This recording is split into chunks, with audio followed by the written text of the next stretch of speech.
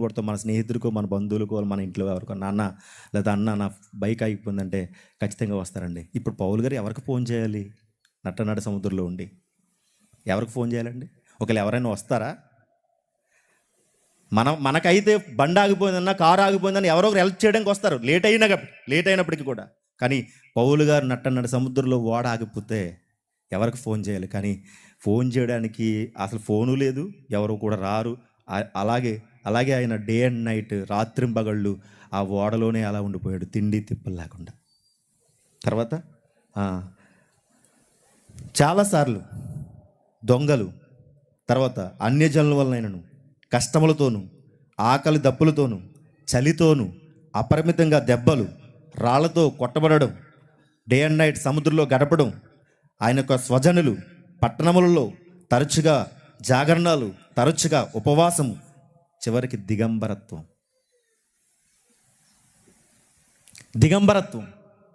ఏంటి ఈయన జీవితంలో ఇన్నున్నాయా?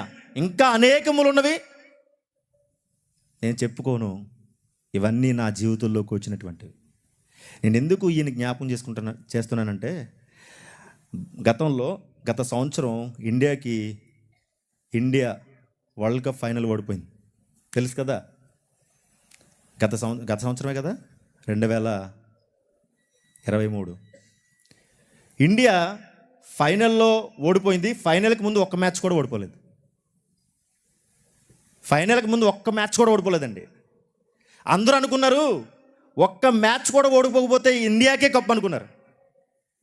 ఇక ఇండియా పట్టిపోతుంది. ఎందుకంటే ఆస్ట్రేలియాని ఓడించింది, సౌత్ ఆఫ్రికాను ఓడించేసింది, ఇంగ్లాండ్ని ఓడించేసింది, పెద్ద పెద్ద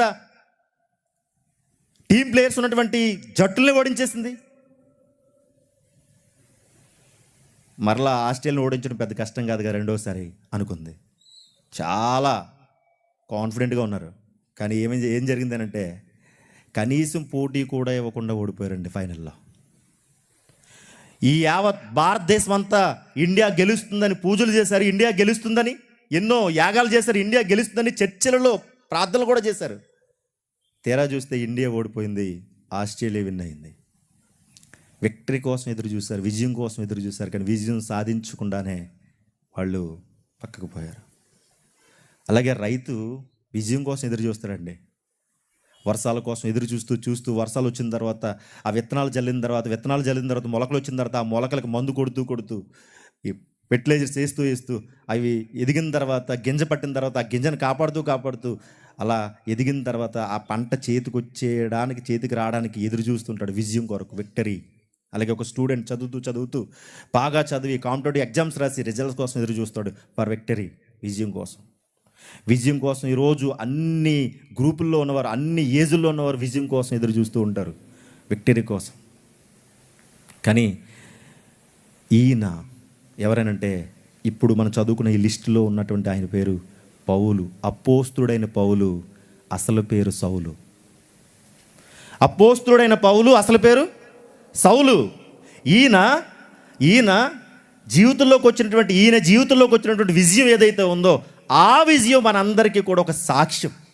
ఎందుకంటే ఒక మనిషికి ఇన్ని వచ్చిన తర్వాత విజయం సాధిస్తాడో లేదో కూడా తెలియదు, కానీ పౌలు గారి జీవితంలో ఇన్ని శ్రమలు, ఇన్ని ఇబ్బందులు, ఇన్ని కష్టాలు, ఇన్ని ఇరుకులు, లెక్క లేనటువంటి అపరిమితమైనటువంటి ఇన్ని వచ్చిన తర్వాత కూడా ఆయన విజయం సాధించాడు. ఆయన విజయం ఏమన్నాడు తెలుసా? నేను మంచి పోరాటం పోరాడితేని నా పరుగు కడ ముట్టించి తిని అన్నాడంటే, ఈ గాట్ ఎ సక్సెస్.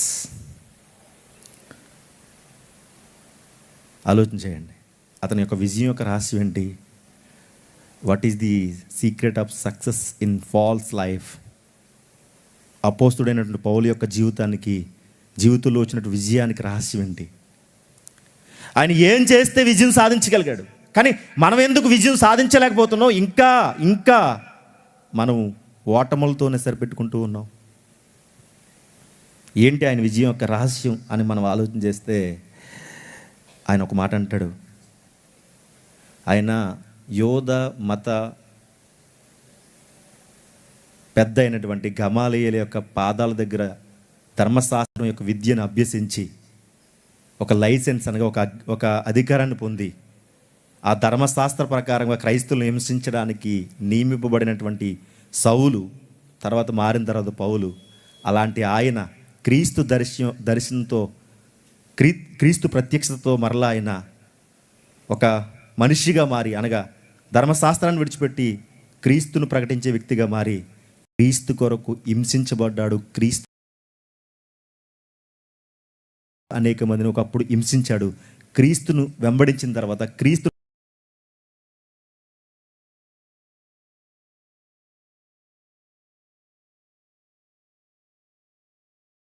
అందుకే ఈయనకు ఒక బిరుదు ఉంది తెలుసా, second founder of Christianity. Second founder of Christianity ఈయన పేరు. అపోస్తులైన పౌలు పేరు. బైబిల్లో అత్యధికంగా 14 పత్రికలు రాశాడు. అలాగే అంతేకాదు, బైబిల్ చూడండి, ఈయన పేరు బైబిల్ జర్నీలో, ప్రయాణాలలో గొప్ప ప్రయాణికుడు ఎవరైనా ఉన్నారంటే ఆయనే, పౌలు గారు. ఆయన చేసిన ప్రయాణాలు ఇంకెవరు చేయలేదు క్రీస్తు సువార్త నిమిత్తం. ఆయన ప్రయాణాల ముందు మన ప్రయాణాలు చాలా చిన్నవండి. ఈరోజు మీరు చాలామంది చాలా దూర ప్రాంతాల నుంచి, రాష్ట్రాలు దాటి వచ్చి ఉండొచ్చు ఇక్కడికి.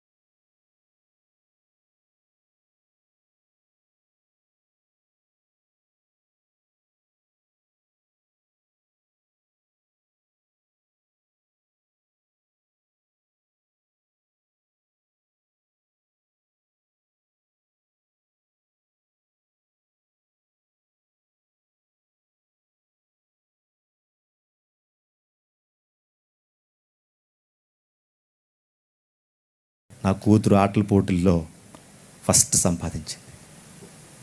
10th క్లాస్లో స్కూల్ సెకండ్ వస్తే ఊరందరికీ పిలిచి భోజనాలు పెట్టాను. నా కూతురు 500 మార్కులు దాటి వచ్చింది. ఇంటర్మీడియట్లో ఫస్ట్ క్లాస్ వస్తే, నాన్న నాకు ఫోన్ కావాలని అడిగితే ఫోన్ కొనిచ్చాను. ఆ రోజు అనుకున్నాను, ఫోన్ కొనిచ్చినప్పుడు కనెక్టింగ్ ది ఫాదర్ అనుకున్నాను, కానీ కనెక్టింగ్ ది పరాయివాడు అని అనుకోలేదు నేను. ఫోన్ కొనిస్తే ఏ రోజు నాన్న ఎక్కడున్నావు, నాన్న భోజనం చేస్తావా, నాన్న ఏం చేస్తున్నావు అని ఫోన్ కొనిస్తే నన్ను అడుగుతుంది అనుకున్నాను. కానీ నేను చేసిన మొట్టమొదటి మిస్టేక్ ఏంటంటే, ఇంటర్మీడియట్లో పాస్ అయ్యి మంచి మార్కులతో పాస్ అయ్యి నాన్న ఫోన్ కావాలంటే ఫోన్ కొనిచ్చాను. ఆ ఫోను తన దగ్గర ఉన్నంతసేపు నాతో మాట్లాడడం తగ్గించింది. సెకండ్ ఇయర్లో ఒకరోజు ఫ్రెండ్స్ ఇంటికి వెళ్తానంటే, అమ్మ నేను కూడా తల్లి తోడుగా రానా అంటే, వద్దు డాడీ నాకు తెలుసు నేను వెళ్ళగలను అని చెప్పేసరికి నేను చాలా బాధపడ్డాను, మూలకి ఏడ్చాను. ప్రతి చిన్న విషయానికి నాన్న బయటికి వెళ్దాం అనే నా కూతురు, నా చిట్టి తల్లి, ఈరోజు ఇంటర్మీడియట్ సెకండ్ వచ్చిన తర్వాత నా తల్లి అంటున్న మాట, ఫస్ట్ టైం నన్ను రావద్దని. నేను చాలా బాధపడ్డాను. తలుపు మూలకి వెళ్ళిపోయి వెక్కి ఏడ్చాను. నా కూతురు ఏంటి నాతో సరిగ్గా ఉండడం లేదు. ఇంటర్మీడియట్ తర్వాత హాస్టల్కి వెళ్ళిన తర్వాత మా ఇద్దరి మధ్య గ్యాప్ పెరిగింది. హాస్టల్కి వెళ్ళిన తర్వాత ఫోన్ చేయడం తగ్గించింది. సెలవులకు వచ్చినప్పుడు నాతో అసలు ఉండేది కాదు. ఏంటి నా చిట్టి తల్లి రోజు రోజుకి దూరం అవుతుందని. ఫోన్లు వచ్చి దాదాపుగా రోజుకి 18 గంటలు ఫోన్ మాట్లాడేది. నాకు అర్థమయ్యేది కాదు, ఏం చేయాలో అర్థమయ్యేది కాదు. తన స్నేహితులను ఎంక్వైరీ చేయడం మొదలుపెట్టాను. ఒకరోజు తన స్నేహితులు చెప్పిన మాట నా గుండెలు బదులు కొట్టే మాట, అంకుల్ అంకుల్ తను ప్రేమలో పడింది అని. కొన్ని రోజుల తర్వాత అమ్మాయి ఇంట్లో నుంచి వెళ్ళిపోయింది, కనిపించలేదు. ఒక రోజు అయింది, 2 రోజులు అయింది, రాకపోయేసరికి చాలా బాధ. తన స్నేహితులందరికీ ఫోన్ చేశాడు, అంకుల్ రాలేదు అంకుల్ మా ఇంటికి అని చెప్పారు. ఒక 5 రోజుల తర్వాత ఒక కాల్ వచ్చింది కొత్త నెంబర్ నుంచి. నేను అనుకున్నాను ఖచ్చితంగా నా కూతురే అనుకున్నాను. ఖచ్చితంగా నా కూతురే ఫోన్ చేస్తున్నది. డాడీ, నేను ప్రేమించిన అబ్బాయిని పెళ్లి చేసుకున్నాను, నా కోసం వెతకొద్దు. ఆ మాట వినగానే నా అర్ధాంగి, నా భార్య మంచం పట్టింది. ఇరుగు పొరుగు వారు ఏమన్నారు తెలుసా? ఓదార్చలేదు, ఆదరించలేదు. ఏమన్నారు తెలుసా? నీ అతి గారాభం వలన ఈరోజు అది అలా తయారైందన్నారు. చాలా ఏడ్చాను. నా భార్య మంచం పట్టింది. 2 సంవత్సరాల క్రితం పరిచయమైన వాడు వెంట వెళ్ళిపోయావు. 20 సంవత్సరాలు కని పెంచి పోషించి నీకేం కావాలో అది అడిగి ఇచ్చినందుకు ఈరోజు మాకు ఈ శిక్ష, ఈ బాధ, ఈ శ్రమ అని తల్లిదండ్రులు ఇద్దరూ బెంగ పెట్టుకున్నారు. ఒక 6 నెలలు గడిచిన తర్వాత మరలా ఫోన్ వచ్చింది. డాడీ, నేను మోసపోయాను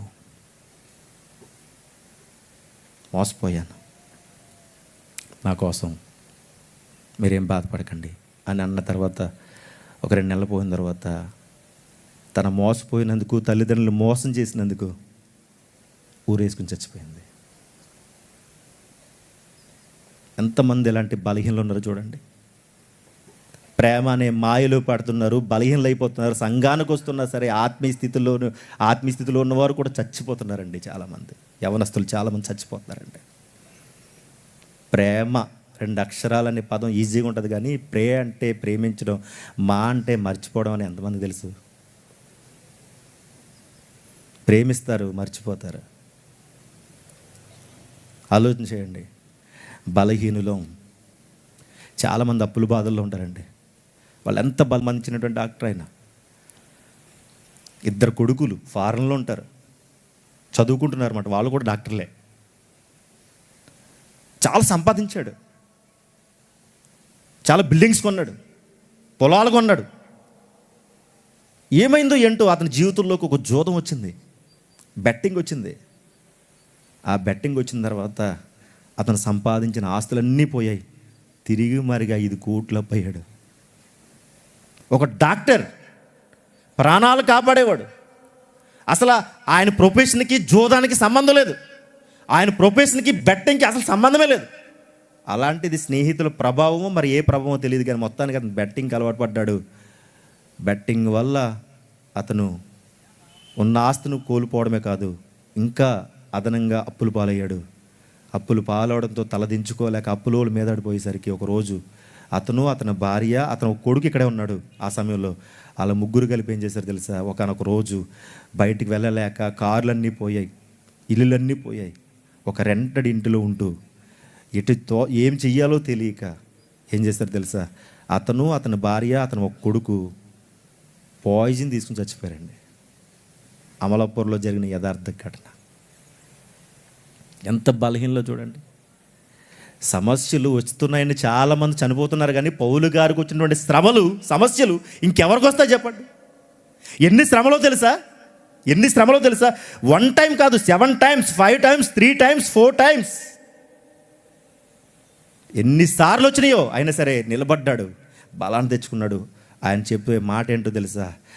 ఒకవేళ పౌలు గారు కానీ మన మధ్యకు వచ్చారనుకోండి, ఇప్పుడు ఇలాంటి చోట కుర్చీ వేసి పెట్టి ఇంటర్వ్యూ చేస్తే, sir, Paul sir, what is the secret of success in your life, tell me అని అన్నాం అనుకోండి. అంటే మీ జీవితం యొక్క రహస్యం ఏంటో, మీ విజయం వెనకాల రహస్యం ఏంటో మాకు చెబుతారని అంటే అతను చెప్తున్నమాట, ఈ says only 1 word, I'm able to do all things through him who gives me strength.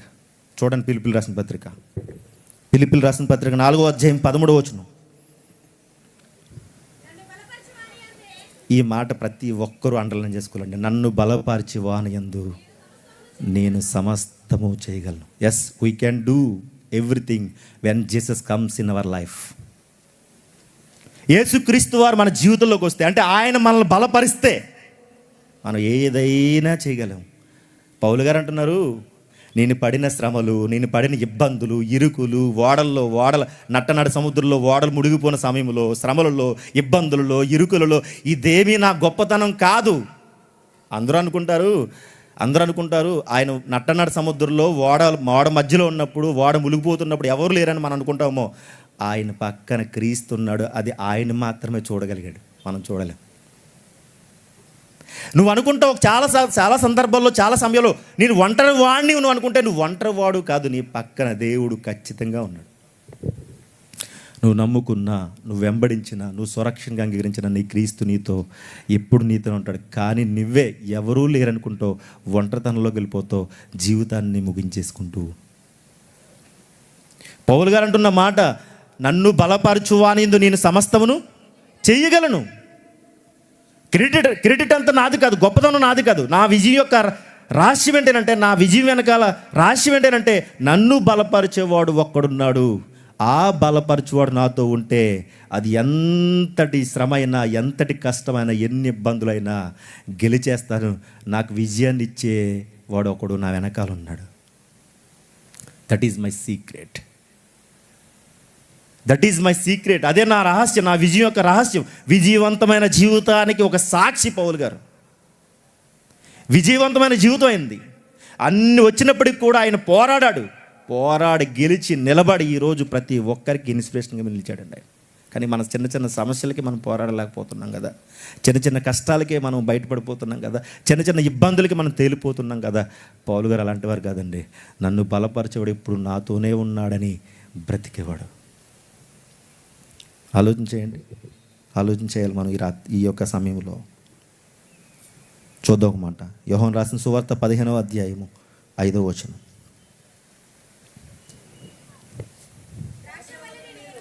ద్రాక్షవల్లిని నేను. చూడండి, ఆయన విజయం సాధించడానికి మొదటి కారణం బలపరిచేవాడు ఉన్నాడు, బలపడుతున్నాడు. రెండవ కారణం ఏంటంటే, చూడండి, యోహాను సువార్త 15వ అధ్యాయం 5వ వచనం. ద్రాక్షవల్లిని నేను, తీగలు మీరు. ఎవడు నా యందు నిలిచి ఉండెనో, నేను ఎవని యందు నిలిచి ఉండెనో వాడు బహుగా ఫలించిన. రెండో కారణం ఏంటంటే, అతని జీవితానికి వచ్చినటువంటి ఒక విజయం యొక్క రహస్యం ఏంటంటే, రెండో కారణం, ఆయన క్రీస్తు యందున్నాడు, క్రీస్తు ఆయన యందున్నాడు. క్రీస్తు ద్రాక్షవల్లి, నేను తీగను. నేను ఆయనలో నిలిచున్నాను, ఆయన నా యందు నిలిచున్నాడు. అంటే ఇది 2 వే. నేను ఆయనలో ఉన్నాను, ఆయన నాలో ఉన్నాడు. కానీ మనము ఆయనలో లేము, ఆయన మనలో ఉన్నాడు, మన దగ్గర ఉన్నాడు, మనతో ఉన్నాడు. ఈ 6 దినాలు ఉంటాడు, మీరు ఇంటికి వెళ్ళిన తర్వాత కూడా ఉంటాడు. ఆయన ఎప్పుడు ఉంటాడు, ఆయన ఉన్నవాడు. ఆయన ఎప్పుడు ఉంటాడు, పిలిస్తే ఎప్పుడైనా వస్తాడు. ఇదిగో నేను నీ తలుపు యొద్దకు వచ్చి తట్టుచున్నానంటే ఆయన మనలోకి రావడానికి ఎప్పుడు సిద్ధంగా ఉన్నాడు. కానీ మనలో ఆయన ఉండడు. మనలో ఏముంటుంది, మనలో ఆయన తప్ప అందరినీ పెట్టుకుంటాం. ఆయనకు తప్ప ఉన్న అందరికీ స్థలం ఉంటుంది, కానీ ఆయనకి మాత్రం మన గుండెల్లో స్థలం ఉంటుంది. కానీ పౌలు గారికి అలా కాదు. ఆయన ద్రాక్షవల్లి, నేను తీగ ఫలించాలంటే ద్రాక్షవల్లి సహాయం కంపల్సరీ అవసరం. ఎందుకంటే ద్రాక్షవల్లిలోనిదే తీగ. ఆ ద్రాక్షవల్లి తీసుకుంటున్న ఆ సారం అంతా తీగలోకి పంపిస్తుంది. పంపించినటువంటి ఆ సారం వలన తీగ రోజుకి అభివృద్ధి చెందుతుంది. కానీ మనం అలాంటి వారం కాదు. మనం ఎలాంటి వారు అంటే, ఫలిస్తున్నాం అనుకుంటున్నాం, కానీ ఎలా ఫలిస్తున్నాం అంటే, ఆ ద్రాక్షవల్లి సారం పంపి తీగను అభివృద్ధి పరిస్తే ఆ తీగల ద్వారా ద్రాక్షలు కాస్తూ ఉంటే మనము ఫలిస్తున్నాం. ఎలానంటే కారు ద్రాక్ష అంటే అర్థం ఏంటంటే ఎందుకు పనికిరాని అని అర్థం. మనకి ఈ వరి పొలం చూసినప్పుడు వరి పొలాల్లో ఒడ్డు గింజలు ఉంటాయి, అంటే లోపల గుంజు ఉన్నటువంటి గింజలు ఉంటాయి. కొన్ని పుల్లుకాయలు ఉంటాయి. పుల్లుకాయలు కూడా ఒడ్డు గింజల్లాగే ఉంటాయి. కానీ చేట పెట్టి ఇలా ఎగరబోతే మొత్తం ఎగిరిపోతాయి. మన అలాంటి వాళ్ళు కారు ద్రాక్షలు అంటే శరీర కార్యాల విషయంలో ఎవరైతే రోజుకి అప్డేట్ అయ్యి శరీర కార్యాల విషయంలో ముందుకు సాగిపోతున్నారు వారందరూ కూడా కారు ద్రాక్షలు. ఆ తీగ ద్రాక్షవల్లి నుండి ఎప్పుడో వేరుపడింది. ఆయన మనలో లేనంతసేపు మనం ఫలించం. ఆయన మనలో లేనంతసేపు మనం అభివృద్ధి చెందలేం. ఆయన మనలో లేకపోతే విజయాన్ని అస్సలు సాధించలేం. ఎన్ని సంవత్సరాల విజయం కోసం ఎదురు చూసినా ఆయన మనలో లేకపోతే అసలు విజయం అనేదే మనకు రాదు. ఇంకా పౌలు గారు అలా అనుకోలేదు. ఆయన ద్రాక్షవల్లి, నేను తీగను, నేను ఆయన యందున్నాడు, ఆయన యందున్నాను, ఆయన నా యందు ఉన్నాడు. బాండింగ్ మా ఇద్దరి మధ్య బాండింగ్ ఏంటంటే ఆయన ఎలా ఆలోచన చేస్తాడో నేను అలాగే ఆలోచన చేస్తాను. మా ఇద్దరి మధ్య మంచి సంబంధం ఉంది, మంచి బాండింగ్ ఉంది. ఆ బాండింగ్ ఏ శరీర కార్యం చేత నేను దూరపరచుకోవడానికి ఇష్టపడడం లేదు. ఏ అనాలోచన కారణంగా నేను ఆ బాండింగ్ పోగొట్టుకోవాలనుకోవడం లేదు. ఆయన నేను పోలి నడుచుకుంటూ ఉన్నాను. సారాన్ని పంపుతున్న ఆయన నాలో ఉంటే తీగగా నేను అభివృద్ధి చెంది అనేక మందికి ఫలాలను ఇస్తాను అన్నాడు. అట్టి రీతిగా నేను ఫలాలను ఇస్తున్నాడు. ఆయన మన జీవితంలో క్రీస్తు మన జీవితంలోకి వస్తానన్నా మనకి ఏదో వెలితులు ఎక్కువ, అసంతృప్తి కలిగిన జీవితాలు మనకి. ఆలోచన చేయండి. ఆయన ద్రాక్ష వల్ల అయితే, మనం తీగ అయితే, మరి మనం ఎందుకు ఫలించలేకపోతూ ఉన్నాం? మనం ఎందుకు విజయాలు సాధించలేకపోతున్నాం? ఇంకా బలహీనలుగానే ఎందుకు ఉంటున్నాం? బలపరిచేవాడు ఉండగా మనం ఎందుకు బలహీనలు అయిపోతూ ఉన్నాం? 6 దినాలు చాలా మీరు బలాన్ని సంపాదించారు. 6 దినాలు ఉదయం సెషన్లో 3, మధ్యాహ్నం సెషన్లో 1, మధ్యలో స్నాక్స్ రూపంలో ప్రశ్న జవాబులు, 5 స్నాక్స్ మనకి, అంతే కదా? ఇది ఆత్మీయాహారం నమ్ముతున్నారా? ఇది అంతా ఆత్మీయాహారం అని నమ్ముతున్న వాళ్ళు చేతులు ఎత్తండి. ఎస్, కొంతమంది ఎత్తలేదు, వాళ్ళు కాదమ్మో. ఇదంతా ఆత్మీయాహారం కదా. ఉదయం మనకు ఫుడ్ బాగా పెడుతున్నారు. 3 వర్తమానాలు, మధ్యాహ్నం ఒక వర్తమానం, చిన్న స్నాక్స్. ఏంటి స్నాక్స్? ప్రశ్న జవాబులు స్నాక్స్ అయ్యి. తర్వాత సాయంత్రం మళ్ళీ 2. ఈ 6 దినాల్లో కూడా మీరు చాలా బలవంతులైపోయి వెళ్తారు. కానీ బస్సు ఎక్కినట్టునే, ట్రైన్ ఎక్కినట్టునే వెంటనే బలహీన పడిపోతామండి. నేనేమంటానంటే, బలాన్ని పొందుకున్న మనం, బలపరిచేవాడు మనకుండగా దయచేసి ఆయనకు మనకున్న బాండింగ్ని మాత్రం ఎట్టి పరిస్థితుల్లో తెంపుకోవడానికి ఇష్టపడకూడదు. చెట్టుతో ఉన్న కొమ్మకు చూడండి, కొమ్మ చెట్టుతో అంటు పెట్టుకున్నంతసేపు కొమ్మకి ఏం కాదు. ఎప్పుడైతే కొమ్మ రాలిపోవడానికి సిద్ధంగా ఉందో కొమ్మ ఎండిపోతుంది, ఆకులన్నీ కూడా వాడిపోతాయి. మనము దేవునితో అంటు పెట్టుకున్న వారిగా ఉండాలి, బాండింగ్ ఉండాలి. బాండింగ్ లేకపోతే కుదరదు ప్రియమైన దేవుని వల్ల. మొదటిది బలపరిచేవాడైన ఉన్నాడని నమ్మాడు. రెండోది నేను ఆయన ద్రాక్ష వల్ల నేనే తీగను అని ఒక మాట చెప్పాడు. మరొక మాట చూద్దాం.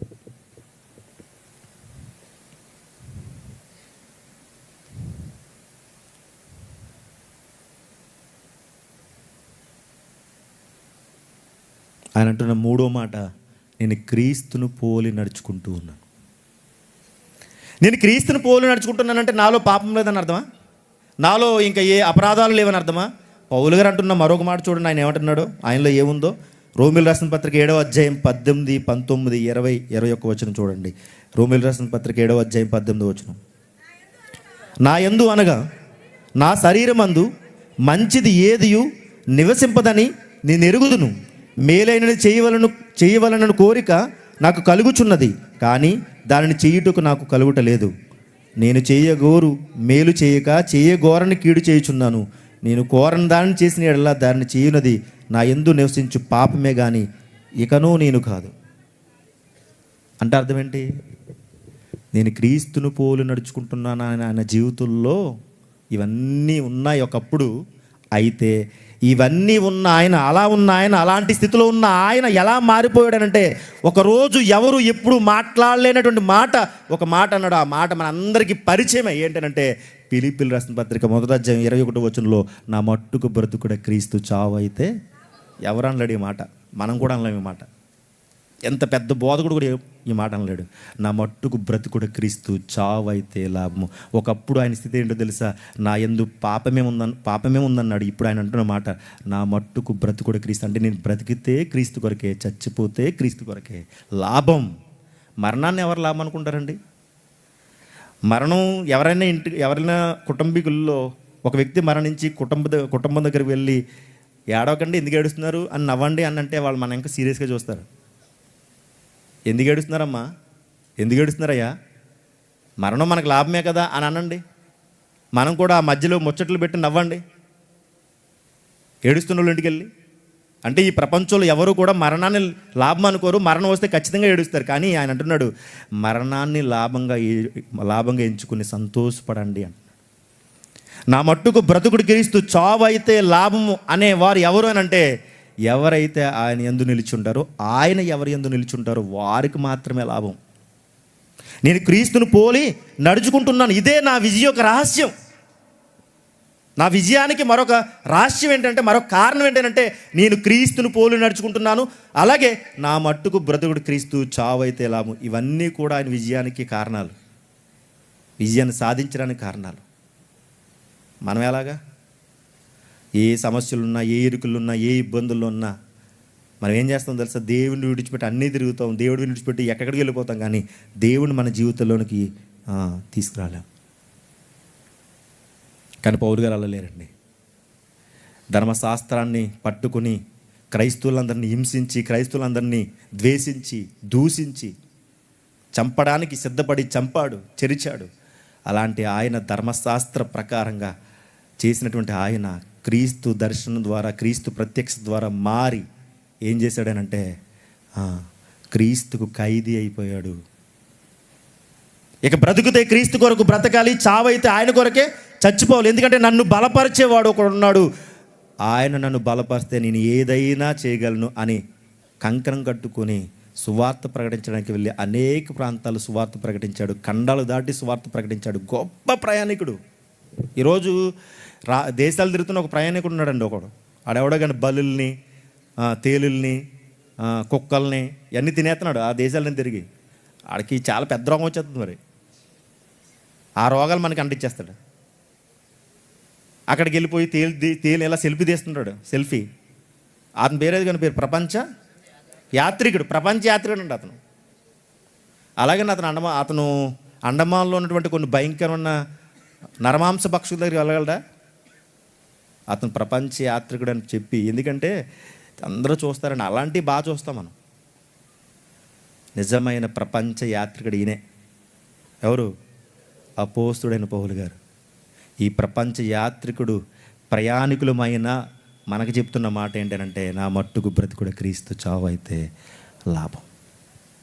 ఈయన అసలు సిసలైన ప్రపంచ యాత్రికుడు. ఇలాంటి యాత్రికుడు చెబుతున్నటువంటి విషయాలు మనకు ఎంతో అవసరం. నేను విజయం సాధించాను. ఎలా సాధించానంటే, నన్ను బలపరిచేవాడు ఉన్నాడు, నేను ద్రాక్షవల్లిని అంటుకట్టుబడి ఉన్నాను. మూడవది, నేను క్రీస్తుని పోలి నడుచుకుంటున్నాను. నాలుగవది, నా మట్టుకు బ్రతుకుడు క్రీస్తు, చావు అయితే లాభం అని నేను అనుకున్నాను. ఆయన ఫాలో అవుతున్నాను.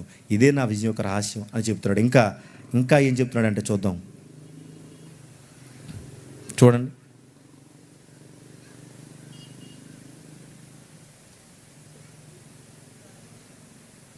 ఫిలిప్పీయులకు రాసిన పత్రిక 4వ అధ్యాయం 4వ వచనం. ఎల్లప్పుడూ ప్రభువునందు ఆనందించుడి. చూడండి, మరలా చెప్తున్నాను, ఎల్లప్పుడూ ప్రభువునందు ఆనందించుడి.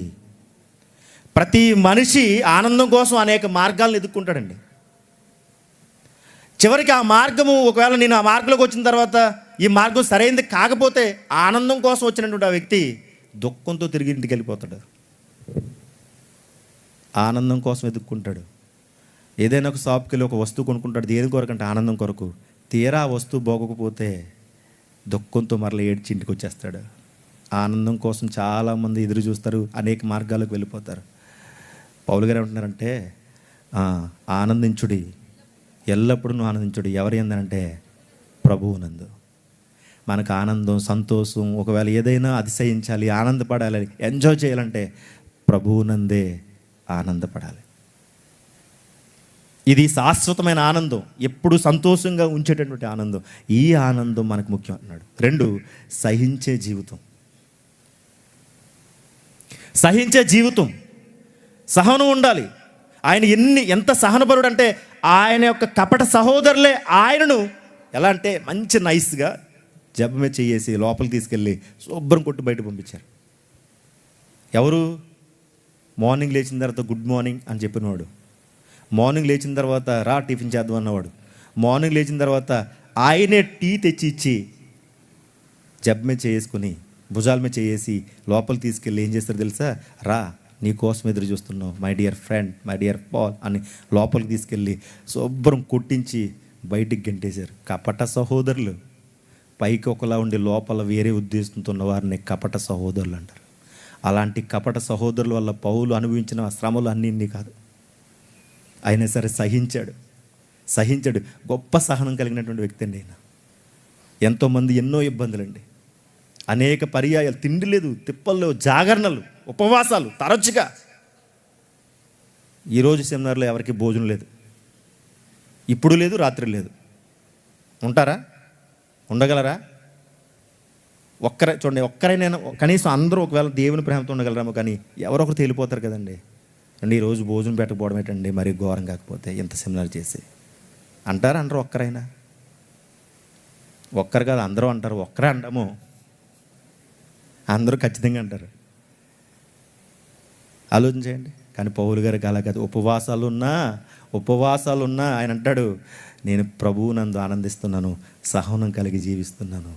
చూడండి, ఇవన్నీ నేను చెబుతున్న ఇవన్నీ కూడా అతని జీవితం యొక్క రహస్యాలు, విజయం యొక్క రహస్యాలు, అతని జీవితంలో వరించినటువంటి విజయానికి రహస్యాలు ఇవన్నీ. మనం కూడా విక్టరీ సాధించాలంటే, విజయం సాధించాలంటే మనం ఏ స్టేజ్లో ఉన్నా, యవనస్తులుగా ఉన్నా, కుటుంబాన్ని నడిపే యజమానులమైనా, లేకపోతే చిన్నపిల్లలైనా, ఎవరైనా సరే విజయం సాధించాలి అని అంటే ఇవన్నీ ఖచ్చితంగా ఉండాలి. ఇవి లేకపోతే మనం విజయం సాధించలేం. తర్వాత ఇంకేంటంటే చింతలేని జీవితం పౌలు గారు గడిపారు. చింతలేదు ఆయనకి. ఎందుకు చింతలేదు? అసలు చింత అనేది ఎందుకు వస్తుంది? చింతించడం వలన మీ మూర జానుడు కూడా పెరగదు. చింతించడం వలన చింతింపకుడి అన్నాడు ఆయన, చింతించకండి అన్నాడు ఆయన. ఈయనకి పౌలు గారికి చింతలేని జీవితం అంటే ఉంటే తింటాడు, లేకపోతే లేదు. ఈరోజు భోజనం ఉంటే తింటాడు, ఉంటే దేవుని స్తోత్రం, లేకపోయినా దేవుని స్తోత్రం, దేవునికి మహిమ కలుగుగాక అంటాడు ఆయన. ఉన్నా అంటాడు, ఉండకపోయినా అంటాడు. బట్టలు ఉన్నా అంటాడు, బట్టలు లేకపోయినా అంటాడు. ఇక్కడ రాయబడిన మాట ఎన్నోసార్లు ఈయనంట దిగంబరత్వం అంటే బట్టలు లేకుండా ఉన్నాడా? ధర్మశాస్త్రాన్ని పట్టుకుని రాజబట్టలు ధరించి గుర్రం మీద స్వారీ చేసి ఒక గొప్ప అధికారిగా లైసెన్స్ పొందుకుని గుర్రం మీద ప్రయాణించినట్టు ఈయనకు బట్టలు లేవా? బట్టలు లేకుండా కూడా చాలా సందర్భాల్లో ఉన్నాడా? రాయబడింది కదా దిగంబరత్వంతో ఉన్నానని. ఏంటండి పౌలు గారిని అడగాలి, ఏమైందయ్యా పౌలయ్యా, నీ రాజసీయం ఏమైంది, నీ అధికారం ఏమైంది, నీ యొక్క ఆ యొక్క టీవీ ఏమైంది, ఏంటి పౌలు, ఏంటి అయ్యా నీ జీవితంలో ఇలాంటివి జరుగుతున్నాయనంటే ఆయన అంటాడు, నన్ను బలపరిచేవాడు నాతో ఉంటే నేను ఏదైనా చేయగలను, విజయం నాదే. ఈ కొద్ది కాలం నేను శ్రమలు అనిపించిన, ఇబ్బందులు అనిపించిన, ఖచ్చితంగా విజయాన్ని నన్ను వరిస్తుంది, అందుకే నేను బ్రతుకుతున్నాను అంటాడు. బట్టలు లేకుండా ఉన్నాడంట, సహించాడనంట, చింతలేని జీవితాన్ని గడిపాడు అని అంటాడు. అన్న వస్త్రాలు ఉంటే సరిపోతుంది. ప్రభువా నేను ఒక ప్రార్థన చేస్తాను ఎప్పుడు కూడా అంటున్నాడు. నేను ఒక ప్రార్థన చేసుకుంటాను ఏంటంటే, నన్ను బహుగా పెద్దోడిని చేయకు, బహుగా దీనస్థితిలో ఉంచుకు, దరిద్రుడి చేయకు, ధనవంతుని చేయకు, ఆ మధ్యస్థంగా అన్నము వస్త్రాలు ఉంటే చాలు. That's enough. చాలు, అంతే చాలు. అన్నం వస్త్రాలు మనకు అలా కాదు. అన్నంతో పాటు అనేక కూరలు ఉండాలి, వస్త్రాలతో పాటు రకరకాలు ఉండాలి, రంగులు. వస్త్రాలు సెలెక్ట్ చేసుకునే ముందు షాప్కి వెళ్ళిన తర్వాత వాళ్ళకి చిరాకు తెప్పిస్తారండి. చీరలు తీసేటప్పుడు స్త్రీలు పగలు మెట్ట మధ్యాహ్నం లైట్లు వేసేస్తాడండి. మన అలాగానే పగలు ఎవరైనా లైట్లు వేసుకుంటారా? ఇప్పుడు వేసుకున్న వాళ్ళండి అని, ఎందుకంటే కెమెరాలో బాగా పడ్డానికి. కానీ బట్టల షాపుల్లో ఎలా ఉంటుందంటే పగలు లైట్లు అన్నీ ఆన్ చేసేస్తాడు. మనం అనుకుంటాం ఇంత కరెంట్ బిల్ ఎవరు కడతారంటే మనమే కడతాం. చీరలు అన్నీ ఓపెన్ చేస్తారండి, ఒకటి కాదు రెండు, మళ్ళీ ఎన్ని షాపింగ్ మాల్స్ ఉన్నాయి అన్నిని చీరలు ఓపెన్ చేయి మొత్తం. వాళ్ళకి చిరాకు ఉండదు, ఎందుకంటే తెలుసు మీరు ఎలాంటి వారు వాళ్ళకి. కొంతమంది అయితే 100 చీరలు తిరగేయించి ఒక్క చీర కూడా కొనకుండా వెళ్ళిపోతారండి. వస్త్రాల విషయంలో ఆలోచనలు, ఏ మ్యాచింగ్, ఏం చేయాలి, కొత్తగా వచ్చిన బ్రౌజ్ ఎక్కడుంది, కొత్త మోడల్ ఎక్కడుంది. నేను అనుకుంటాను, ఈ సెమినార్కి వచ్చిన మీరు సెమినార్కి ముందు ఖచ్చితంగా మీరు టైలర్ షాప్లో తిరిగే ఉంటారు. తిరగకుండా అంతే కదా, పురుషులు కూడా, మనం కూడా ఖచ్చితంగా బట్టల షాప్ తిరిగి వచ్చుంటాం. కానీ పౌలు గారికి ఉన్నది ఒకే ఒక డ్రెస్. ఒక్క డ్రెస్తో అనేక ఖండాలు తిరిగాడు. ఒక్క డ్రెస్తో సువార్త ప్రకటించాడు. ఈరోజు ఉదయం వేసుకున్న డ్రెస్ సాయంత్రం మనం వేసుకుంటలేదు. ఈరోజు ఉదయం కట్టిన చీర సాయంత్రానికి మనం మార్చేస్తున్నాం కదా. మార్చి ఈ మోపు పట్టుకెళ్ళిపోతాం. వాళ్ళు వెళ్ళేటప్పుడు ఇంటికి కట్టిపోతాం మోపు. ఈ మోపు పట్టుపోయి శుభ్రం వస్త్రాలు. అదే పనికి ఈ వారం ఇక్కడ, ఈ వారం మనల్ని ఉతుకుతారు, ఈ వారం అయిపోయిన తర్వాత మనం ఉతుకుతాం. ఉతకడమే ఇంకా. ఈ వారం తర్వాత సర్ఫ్ ఎక్సెల్ సేల్స్ పెరుగుతుంది. ఈ వారం తర్వాత రిన్ సోప్, సోప్స్ రేటు పెరిగిపోతుంది, బట్టల సోప్. ఈ వారం తర్వాత కొద్ది షాపులో బాగుపడతారు మన వల్ల, ఎందుకంటే మామూలు దుమ్ము లేదు ఇక్కడ. ఆలోచన చేయండి. రకరకాల వస్త్రాలు, రకరకాల ఫుడ్లో చూడండి. ఇంటికి వెళ్ళినప్పుడు 4 చచ్చిపోయింది. ఒకరోజు పెట్టారు బిర్యానీ, నిన్నే మళ్ళీ పెట్టరు ఇంకా. కానీ ఇంటికి వెళ్ళిన తర్వాత ఏకదాటిగా ఇంకా ఒక వారం రోజులు ఎక్కడ కదలకుండా నీరసం వచ్చేసిందండి, జ్వరం వచ్చేసిందండి. ఈ 6 రోజులు మనకు నీరసం ఉండదు, దేవుడు అలా కాపాడతాడు. ఇంటికి వెళ్ళిన తర్వాత చూడండి, వారం రోజులు ఎక్కడ కదలరండి, అన్నీ మన కాళ్ళ దగ్గరగా. తలకి నూనె బాగా పెట్టేసి బనీలు వేసేసుకొని చూడండి, ఇంక ఎక్కడికి రాకుండా ఈ వారం రోజులు ఇంటి దగ్గర ఉండి అన్ని రకరకాల రుచులు. కానీ పౌలు గారికి ఒకే ఒక భోజనం, అది కూడా ఉందో లేదో కూడా తెలియదు. ఒకే డ్రెస్సు, ఆ డ్రెస్తోనే సువార్త ప్రకటించాడు. మనం ఎప్పుడు విజయం సాధించుకోవాలో తెలుసా? మనకి ఏది ఉన్నా లేకపోయినా చింత లేకుండా బ్రతికి చాలు. కానీ మనకి చింత ఎక్కువ ఉంది తెలుసా, వెళుతుంది తెలుసా. ఎంత వెళుతానంటే, బండి మీద తిరుగుతున్న మనం, బండి మీద అంటే బైక్ మీద తిరుగుతున్న మనం పక్కన కారు వెళ్ళిపోతుంటే మనం అనుకుంటాం, నేను ఎప్పుడు కారు కొనుక్కుంటానో. వెళితే అసంతృప్తి కలిగిన జీవితాన్ని మనం ఏమనుకోవాలి తెలుసా? మన బండి మీద వెళ్తున్నప్పుడు వెనకాల చెమటలు కక్కుని సైకిల్ తొక్కుంటూ వస్తాడు, వాడిని ఎందుకు మనం చూడం? ఆయన ఎందుకు మనం గమనించాం? మన పక్కన వెళ్ళిపోతున్న కారుని ఎందుకు చూస్తున్నాం? మన వెనకాల వస్తున్న సైకిల్ తొక్కుంటూ చెమటలు కక్కుంటూ వస్తున్న ఆయన ఎందుకు మనం చూడలేదు? మనం అనుకుంటాం పింగిటిల్లు ఉంటే పాకలు ఉంటే నేను ఎప్పుడు 2 అంతస్తుల బిల్డింగ్ కడతాను, జగనన్న సెంటు త్వరగా ఇచ్చేస్తే చాలు, 2 అంతస్తులు ఇంజనీర్ పెట్టుకుని మంచి కడేసుకుంటాను. కానీ మనం ఈ పెంకుటిల్లు ఉంటే మన వెనకాల ఇంకా ఇప్పటికింకా కాలువల వార పాకలు వేసుకుని బ్రతుకుతూ ఉంటారు. కాలువల వార పాములు వచ్చేస్తాయి, పురుగులు వచ్చేస్తాయి, దోమలు వచ్చేస్తాయి, కీటకాలు వచ్చేస్తాయి. అయినా సరే అలవాటైపోయిన జీవితాలు ఆ పాకల దగ్గర బ్రతుకుతూ ఉంటారు. వాళ్ళని ఎందుకు చూడలేదు? మనం ఎవరినో చూడడం వల్ల, మనకంటే ఉన్నతమైన వారు చూడడం వల్ల చింత, బాధ. ఆయన అంటాడు, నీ చింత యావత్తు దేవుని మీదే, సంతృప్తి కలిగిన జీవితం కలిగి ఉండు. పౌలు విజయానికి రహస్యం ఏంటో తెలుసా? చింత లేకుండా జీవించాడు. ఆయన విజయానికి రహస్యం ఏంటో తెలుసా? సంతృప్తి కలిగిన జీవితం. ఉంటే తింటాడండి, లేకపోతే లేదండి. అవసరమైతే ఉపవాసం అన్నాడు కదా ఆయన, నా మట్టుకు బ్రతుకుడు క్రీస్తు, చావు అయితే లాభం అంటే ఆయనకి ఎందుకు? రకరకాల రుచులు, రకరకాల వస్త్రాలు మనకు కావాలి, రకరకాల రుచులు మనకు కావాలి.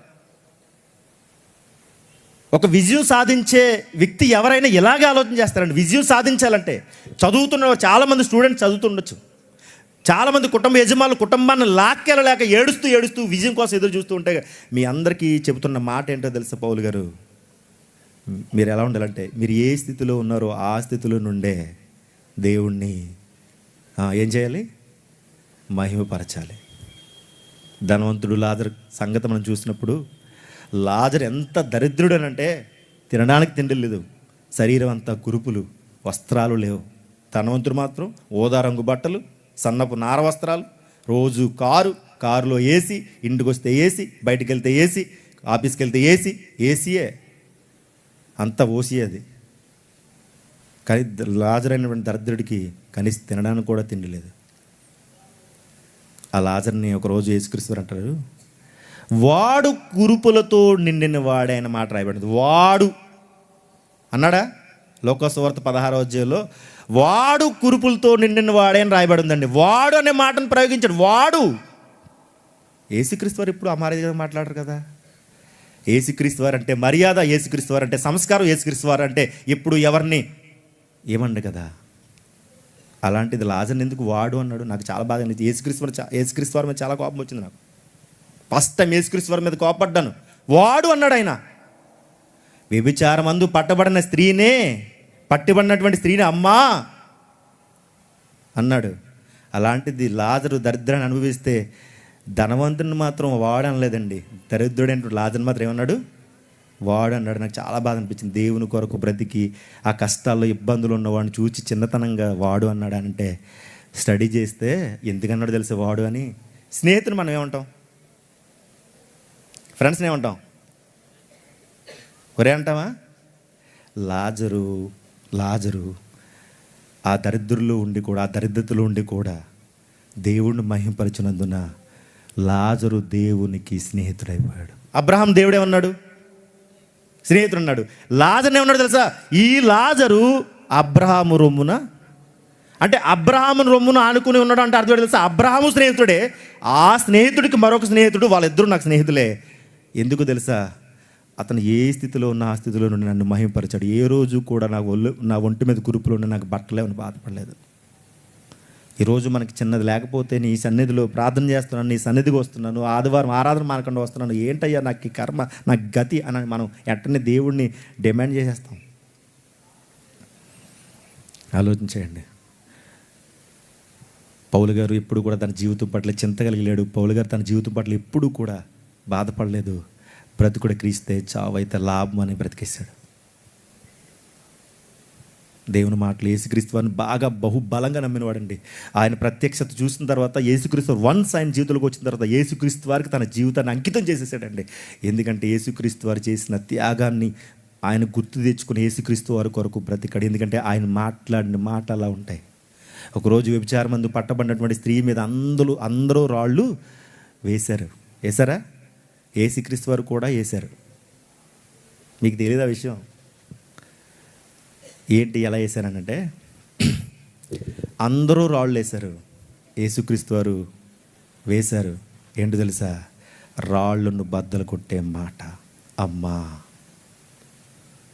ఆ ఒక్క మాటకు వ్యభిచారమందు పట్టబడిన స్త్రీ ఆ ఒక్క మాటకు తన జీవితాన్ని దేవుని చేతికి అంకితం చేసేసుకుంది.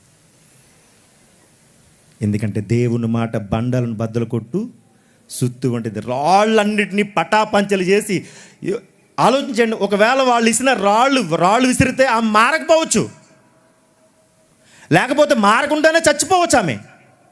వాళ్ళు విసిరే రాళ్ళకి ఆమె చచ్చిపోవచ్చు లేదా మారకపోవచ్చు. కానీ యేసుక్రీస్తు వారు విసిరిన ఒక్క మాటకు మారి దేవుని బిడ్డగా మారిపోయింది. యేసుక్రీస్తు వారి మాటలు ఒకవేళ మనం జాగ్రత్తగా వినగలిగితే ఆయన ప్రేమ నుంచి మనల్ని ఎవడు ఎడబాపడు. పౌలుకి క్రీస్తుకున్న బాండింగ్ అంతలా ఉంటుందండి. కానీ మనకి క్రీస్తుకి బాండింగ్ లేదు. 2000 సంవత్సరాల క్రితం ఈ భూమి మీదకి వచ్చినటువంటి యేసుక్రీస్తు వారు ఒక కానుకగా అండి. ఆయన ఈ భూమి మీదకి వస్తా ఒక అతిథిగా వస్తా కానుక తెచ్చాడండి. కానుక తెచ్చాడా? 2000 సంవత్సరాల క్రితం వచ్చినటువంటి ఆయన వస్తా ఏమీ తెలియదు అంటారు చాలామంది. ఆయన ఒట్టిగానే వచ్చాడంటారు. ఆయన పశువుల పాకలో పుట్టాడు, ఓకే మంచిదే. పశువుల తొట్టులో పరుండు పడ్డాడు. ఆయన తల్లిదండ్రులు కూడా బేద కుటుంబం, ఏమీ తెలియదంటారు. ఆయన ఎందుకు తెలియదు?